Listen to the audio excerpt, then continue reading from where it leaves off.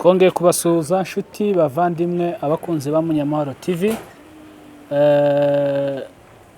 Turabasuhuje, turabakumbuye, turabakunda. Tumaze iminsi itari mike tudakora bitewe n'impamvu zimwe n'izindi, kubera impamvu z'umwanya n'impamvu z'ibindi bikorwa, hakaboneka umwanya mutoya wo kubaramutsa, wo kuvugana namwe. Ariko uyu munsi ndabona ibintu byongeye kandi kuba bizima mu gihe tugiye gutangira ijambo ry'Imana nanone muri uyu mwanya. Turabiyegereje rero abakunzi ba Munyamahoro TV and Radio, kubera kuko ari imwe tuje kuganira namwe. Ndetse ndagusaba nimba umaze igihe kinini utarakora subscribe, cyangwa se ari bwo bwa mbere ubonye iyi Munyamahoro TV and Radio, ukanda subscribe kugira ngo dufatikanye kuvuga ivugabutumwa. Inkunga yawe si ikindi, niyo gusa naho hantu kanda kugira ngo ibintu bigende neza. Ndashimira abamaze gukanda subscribe, bagize neza kandi bakoze ibintu bikomeye. Ubwo rero reka dutangire uyu munsi wa none tuganira ijambo ry'Imana. Ijambo ry'Imana ni ubuzima, kandi muri uyu murimo iciza ni ukugisangira. Ntabwo ijambo ry'Imana ryihisha, ntabwo ijambo ry'Imana ari ikindi kintu, ari ubundi bucuruzi. Ijambo ry'Imana iyo rije riba rifite impamvu. Uyu munsi rero ndasaba ko twoganira ku bijanye n'ijambo ry'Imana riboneka mu Bakorinto ba kabiri, Abakorinto ba kabiri 3 n'umurongo waho wa 3. Turashima Imana kubwo iduhaye iryo jambo rivuga hejuru yo kwera imbuto nziza ku mukristo. Iyo umuntu ari umukristo hari imibereho abarizwamo, ndetse hari n'ubuzima agomba kubarizwamo. Bitari ibyo, iyo umuntu aba muri ubwo buzima avuga ko akijijwe ariko ataba muri ubwo buzima, ataba akijijwe. Hari ubuzima bwo kwera imbuto. Kuri uyu munsi Satani amaze gufata abantu bose, abenshi, si bose ariko ni benshi, bagakizwa bakaja mu itorero, bakaba baririmbyi, bakaba abashumba, bakaba abavuga butumwa, bakaba abadiakoni, bakaba ababishop, bakaba intumwa, ariko ugasanga ubuzima bwo kwera imbuto Satani yarabubatse. Satani agukuramo icy'ingenzi. Iyo amaze gukuramo icy'ingenzi ari cyo kwera imbuto, ubukristo bwaba bushize. Hari n'abandi muri iki gihe bavuga ko umukristo yamaze gukizwa akakira Yesu nk'umwami n'umukiza, ngo bibe bihagije cyane kugira ngo azaje mu ijuru. Ariko iyo umuntu avutse kuba umwana w'Imana, ntabwo akorera Satani kugira ngo bibe bihagije. Umuntu iyo akijijwe aba avutse mu rugo kwa Data wo mu ijuru, imikorere yiwe n'imivugire ye n'imihindukire ye igomba kugaragara. Umuntu wo hambere, umuntu wakijijwe, ubuzima bwe bwa mbere atarakizwa n'ubuzima bwe yarakijijwe bigomba kuba ari ibintu bibiri bigaragara cyane, bigaragaza ifoto nini, ipica nini cyane, ku buryo buri wese yibona n'umwana akabibona, akavuga ngo uyu muntu yarakijijwe. Umuntu wese wari umuzi, iyo amubonye ahakikisha ko yakijijwe. Nimba wari umunyabyaha, ibyaha bimeze biti, ubwo buzima, iyo histoire abantu barayizi. Ariko iyo ukijijwe, bitari ibi byo kumasika abantu, ubuzima bwawe burahinduka. Aho we utakavuze ngo ugende ubwira abantu ngo narakijijwe, imirimo yawe n'imbuto wera bikabwira abantu. Niyo mpamvu rero imbuto wera ni urwandiko rugomba gusomwa mu ndimi zose. Urwandiko tuvuga umuntu agomba gusomwa mu ndimi zose ni mu mivugire, mu myitwarire, mu mibanire, mu mibereho, mu mirire, mu myambarire, mu minywere, mbese ubuzima bwose, mu miturire, ahantu hose ugera, umuntu agera akagaragaza ko hari icyo yakiriye. Abantu bakubona ubu bakavuga ngo ni ukuri, wewe wa mbere na wewe wa kabiri ni abantu babiri batandukanye, kandi uwa mbere yari mubi, uwa kabiri ni mwiza. Ariko iyo uwa mbere yatangiye ari mwiza, uwa kabiri akatangira kuba mubi kandi avuga ko yakijijwe, aba ari ikinyoma. Agakiza tubona ni agakiza gahindura, si agakiza kagufata ngo kagusige uko wari uri. Imibereho rero tuvuga yo kwera imbuto ntabwo ari ibintu wishiramo ngo ubyihatemo, ngo ubyiyingingire, ngo use n'umuntu uri kwihata kubikora. Bikubamo, ukabikunda, ukabigenderamo umunsi ku munsi. Ubwo rero muranyemerera dusome ijambo ry'Imana. Bavuze ko dusoma mu Bakorinto ba kabiri 3 umurongo wa 3.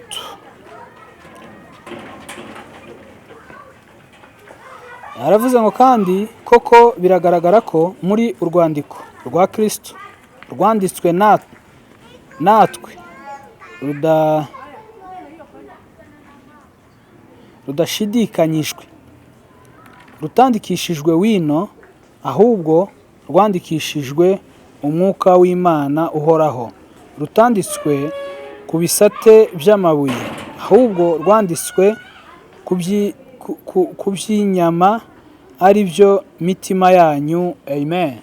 Ibintu byanditswe ku mitima yacu. Umutima w'umuntu, ikintu cyose kiwanditseho, umuntu biragaragara ko icyo kintu kigomba kuba ari ikintu kimubamo. Ntabwo ari ukutuvuga ngo umuntu yarakijijwe ariko nta cyanditse ku mutima we. Ese ni iki cyanditse ku mutima wawe? Ese ni iki kiba ku mutima wawe? Uru rwandiko rusomwa n'abantu bose. Urwo rwandiko ntabwo ari ibyanditse ku myenda yawe wambaye, nta nubwo ari urwandiko rwanditse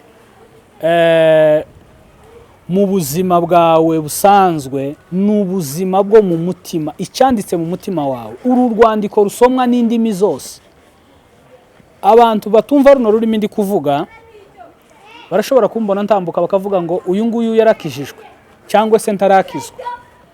Abantu kubera kuko barasoma indimi zarizo zose zisoma izo mbuto, kuko ni imbuto duhuriyeho, yaba ari umushinwa, yaba ari umunyarwanda, yaba ari umunyamurenge, yaba ari umushi, yaba umuntu uwo ari we wese, ururimi avuga urwo ari rwo rwose, inzira yo batuyemo yose, tuvuga ko imbuto za Gikristo tuzihuriyeho. Izo mbuto tuzihuriraho kubera kuko ari za Gikristo. Ntabwo ari imbuto z'umuco runaka cyangwa z'ubwoko runaka, ni imbuto za Gikristo. Umuntu wese wakiriye Kristo, Kristo agomba kwera izo mbuto muri we. Ni byiza ko wera izo mbuto kubera kuko ari za Gikristo, kandi utabikoresheje imbaraga zawe, ubikoresheje Kristo wakinguriye muri wewe. Kristo wakinguriye muri wewe niyo mbuto, nta kindi ntushakira ahandi. Nimba udagira Kristo wewe muri wewe, bizakugora, birakomeye wewe kugira ngo were za mbuto tuvuga za Gikristo. Ikindi, izi mbuto nirwo rwandiko, izi mbuto nibyo ugomba gukora. Icyo ukora nicyo kikugaragaza uriwe. Umurimo wose ukora, ibyo uvuga, ibyo ugenderamo ni imbuto. Iyo uhumeka, uhumekera muri Kristo Yesu kubera kuko ari we uguheza imbaraga. Icyo ukora, ntugire ngo umurimo wose wawe ngo harawukora wihishe Kristo. Imana ibona hose kandi Imana iba hose. Imana izi byose, izi nibyo utekereza. Wera imbuto mu mitekerereze, wera imbuto mu mivugire, wera imbuto mu mirire, wera imbuto uko ugenda kose. Icyo uvuga, uko ubayeho, icyo uriye, aho ukiririye, uba weza imbuto. Icyo wambaye, hari benshi muri iki gihe bari mu kwambara ibintu bya mini, abandi bakambara imyenda barasatuye ibituza barasize hanze, ukagura umwenda ari muzima. Hari n'igihe rimwe twibesha ngo twageze mu mujyi, ariko umujyi ugahindura abantu abanyabwenge buke. Ariko kuri none ugira gutyo ukabona ngo umuntu yarakijwe ngo ndetse ngo ni umuyobozi ngo w'abamama, ariko ubuzima bwe bukaba ari ubuzima butari bwo. Ugasanga yigana abapagani, ngo umuntu ni umuyobozi ngo ni kinamama, ariko wareba uko yadodesheje, wareba uko aza yambara, umuntu ngo ni umuyobozi w'abavugabutumwa, wareba insonesho yasonesheje ugasanga nta mbuto yera, wareba mini yambaye ugasanga uyu muntu w'umuyobozi w'abandi bamama imisoneshereze ye ni imisoneshereze n'umupagani yambara. Niyo mpamvu nababwiye ngo ubuzima bwawe bwa mbere n'ubuzima bwa kabiri hagomba kuba hari itandukaniro rikomeye kandi itandukaniro rinini cyane. Kubera iki? Nimba nk'ikigana abapagani ngakunda iby'abapagani, umutima wanje ukagira inyota yo gukora iby'abapagani, ntabwo ndakizwa, sindakizwa pe. Nimba umutima wanje ufite inyota y'ibya gikristo, ibyo bikorwa byo kugira neza, byo kubana neza, byo gufashanya, ibyo nizo mbuto abandi bakuzi. Hari n'abantu bakubeshera, bakureba ntibagukunde kubera ko bafite inzoka mbi, bavuga ngo inzoka yanje niye ngo ntiyahuye, ariko umukristo wese ufite inzoka taba ari umukristo. Ariko bakavuga ngo uriya ntiswa tumwiyumvamo. Nimba bataza bakuyumvamo ariko ntaco wabatwaye, nta rubanza ufite imbere y'Imana. Kandi Imana irakuzi, izi no mu mutima wawe w'ibanga. Irakuza abantu badahari, irakuzi iri mu materaniro y'abantu. Izi ijuzu ukora uri kumwe n'abantu, izi ni ijuzu ukora utari kumwe n'abantu, izi zubamo muri public place, ahantu hagaragara n'ahantu hatagaragara, wewe wibanga. Imana irakuzi. Reka kwita ku by'abantu, ahubwo kora iby'Imana. Nimba warahamagawe ukaba ufite umuhamagaro w'Imana, ukaba warakijijwe kandi ukabikora ubikunze batabiguhatira, korera Imana wivuye inyuma. Gukora rero niko kwera imbuto. Imbuto si ibiti bizakura ngo bizane imbuto, ariko ni umuntu uwo ari we wese uhagurutse gukora. Kandi nta muntu utazawera imbuto. Hari uwera imbuto za gipagani, hari n'uwera imbuto za gikristo. Ariko hano ijambo ry'Imana ryavuze ngo kandi ngo muri inzandiko zisomwa n'abantu bose, ngo mu byo muvuga, mu byo mutekereza, mu byo mukora, mu byo mugambirira. Nta muntu wuzuye ishari uzugambirira neza. Nta mukristo rero ugira ishari. Ishari ni iry'abapagani, ishari ni iry'abajura, ishari ni iry'abantu babi, ni iry'abantu batsinzwe n'inzira ija mu ijuru. Ishari ni ikintu c'abantu batsinzwe, bagarutse, bakubanutse bava muri iyo nzira. Ndasoreza kuri iri jambo, kwera imbuto ni ukwihangana. Izo mbuto ni ukwihangana. Iyo wihanganye ni umurimo. Kwihanganira abanyantegenke, ukabana n'abanyantegenke, ariko ntubane n'abanyabyaha. Abanyabyaha ntibyemerewe ko tubana nabo mu buzima bwa buri munsi.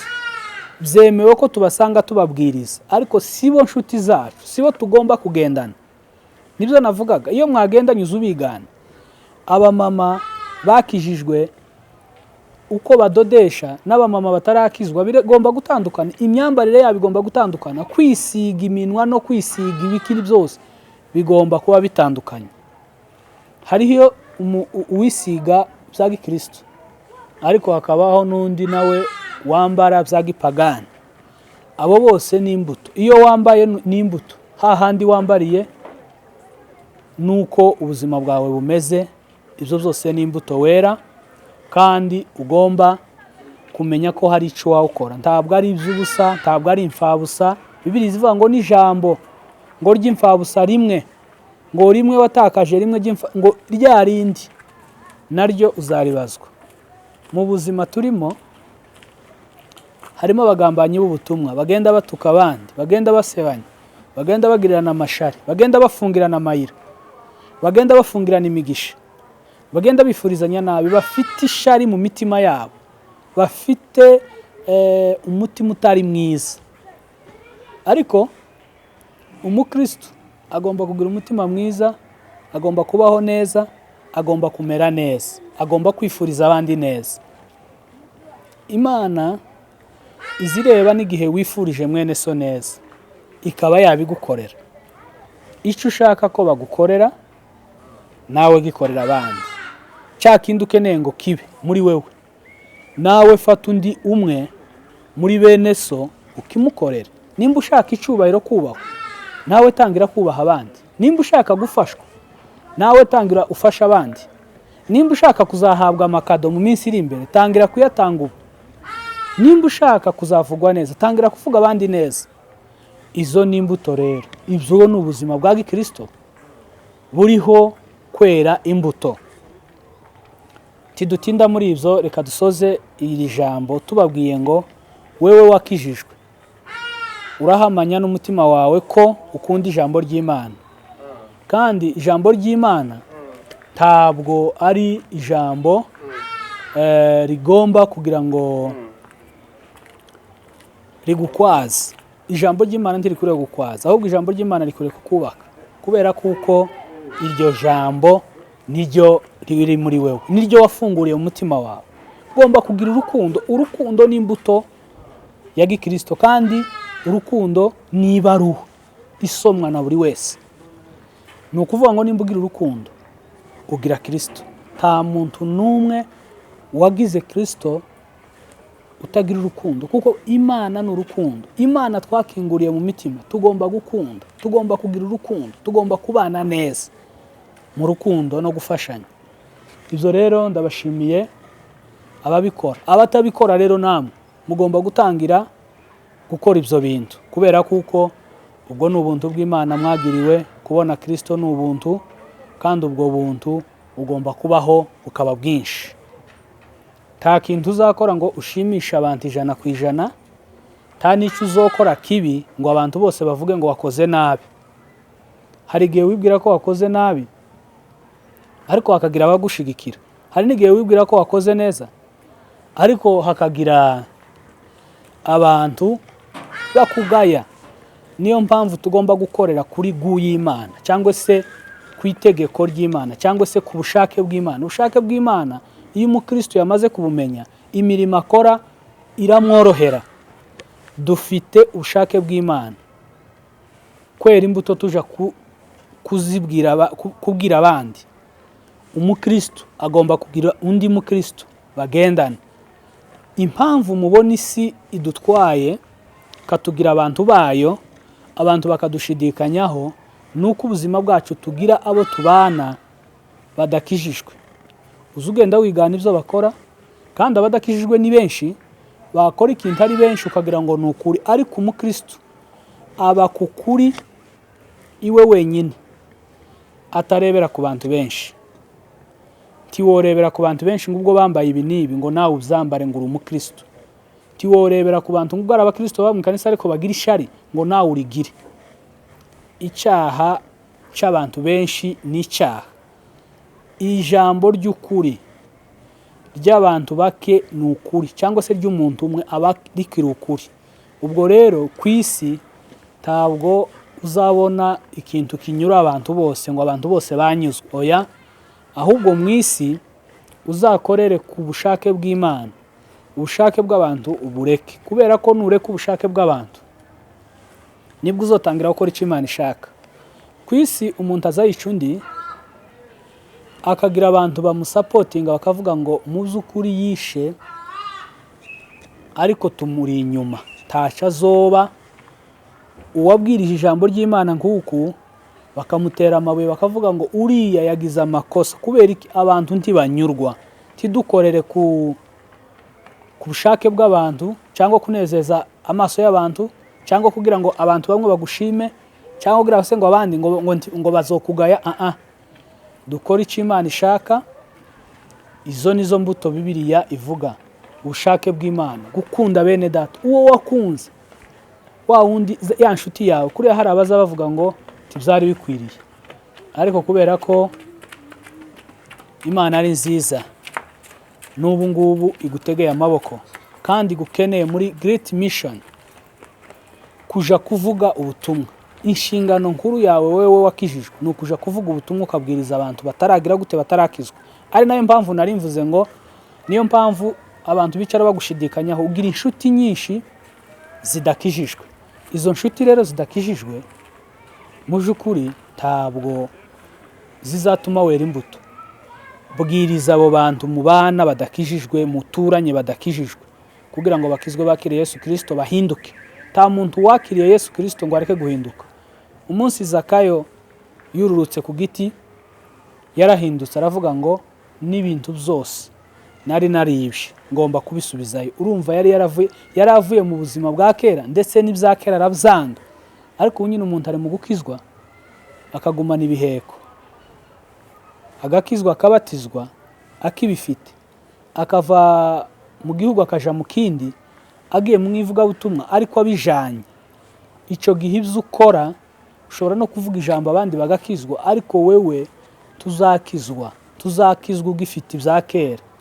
Rambika ibya kera uje mu ivugabutumwa. Umuntu wese wakijijwe si umupastori, ariko umupastori wese n'umuntu wese wakijijwe n'umuapotre wese wakijijwe ni abavugabutumwa bose. Imibereho y'umuntu hari ubutumwa avuga, hari uko aba ameze, hari uko agenda, hari uko atekereza. Ndabashimiye abadukurikiye hirya no hino. Ndashimira abantu badukurikiye bari mu turere dutandukanye tw'u Rwanda. Ndashimira abadukurikiranye bari mu turere dutandukanye tw'Ubugande. Ndashimira abadukurikiranye bari mu turere dutandukanye two muri Kongo. Ndashimira abadukurikiranye bari mu turere dutandukanye two muri Kenya. Ndashimira abadukurikiranye bo mu migabane yo hanze Afrika, Amerika, Canada, n'indi migabane yose, Australia, n'indi migabane yose abadukurikiye bariho. Kora comment kugira ngo tumenye ko wadukurikiye, kugira ngo tumenye ko hari icyo ushaka kongeramo, wo kwandika muri comment. Comment ndagukeneye kugira ngo ugire icyo ukosora, ugire icyo uvuga, ugire icyo utwunganira, uzaba udufashije mu butumwa bwiza. Ariko cyane cyane ndashimira abakunzi ba Munyamahoro TV and Radio. Umunsi ku munsi mukomeje kudukurikirana no komeza kutwandikira inbox, ariko ni byiza kutwandikira inbox, ariko ni nabyiza kutwandikira muri comment. Andika muri comment icyo ushaka kuvuga, ni isomo ribonwe n'abandi bose, kandi nimba ari isomo ryanje ku giti canje unyandikire inbox. Murakoze bene data, turi kumwe. Munyamahoro, we are one family, we are together. Thank you very much. May God bless you.